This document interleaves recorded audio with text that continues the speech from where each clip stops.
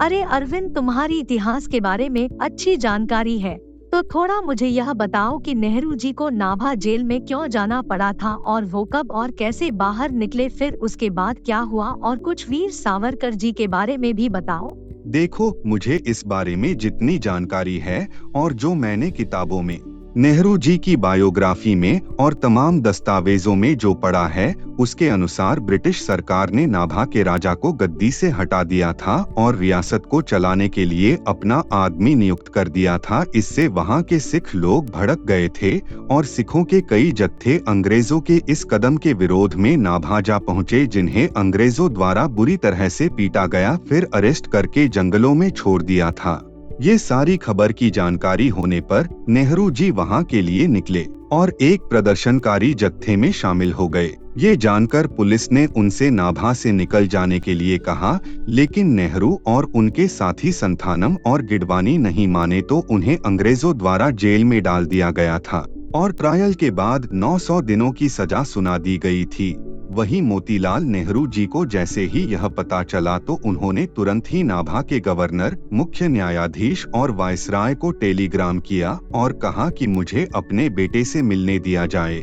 इसी जेल में नेहरू जी के साथी संथानम नाम के स्वतंत्रता सेनानी ने अपनी पुस्तक हैंडकफ्ड विथ जवाहरलाल नेहरू में नाभा जेल के उन दिनों के बारे में लिखा है कि कैसे नेहरू को एक अलग सेल में डाला गया था, जहां उन्हें अकेले रखा गया था। 20 बाय 12 फीट के इस कमरे में दीवारों पर कीचड़ थी और ऊपर से भी कीचड़ टपकती थी। नहाने की सुविधा भी नहीं थी। कैदियों को अच्छे कपड़े भी नहीं दिए गए थे। एक अमीर खानदान में जन्मे और ऐशो आराम की जिंदगी जीने वाले जवाहरलाल नेहरू को ये सब इतना अखरता था कि वो जेल में इस व्यवस्था को देखकर झल्ला गए थे।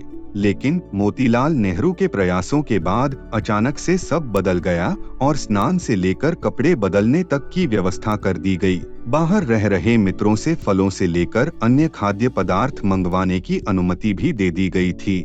नेहरू जी पे चल रहे ट्रायल में अंग्रेज सरकार द्वारा 900 दिनों की सजा सुनाई गई थी, लेकिन नेहरू 12 दिनों में ही बाहर निकल गए थे। और तुम्हें यह जानकर हैरानी होगी कि मोतीलाल नेहरू जी ने एक पत्र में लिखा है कि जेल से निकलने के बाद जवाहरलाल नेहरू 12 दिनों तक लगातार बहुत बुरी तरह से बुखार में पीड़ित थे।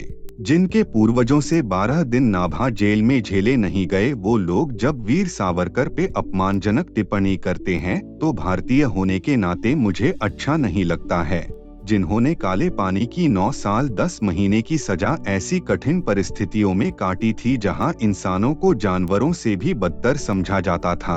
अंग्रेज उन्हें कोल्हू के बैल की जगह जोत देते थे। इसलिए हमें किसी भी स्वतंत्रता सेनानी का अपमान नहीं करना चाहिए। और भी बहुत कुछ है वीर सावरकर जी के बारे में, जो कि अब हम अगली मुलाकात में जब मिलेंगे तब बताएंगे।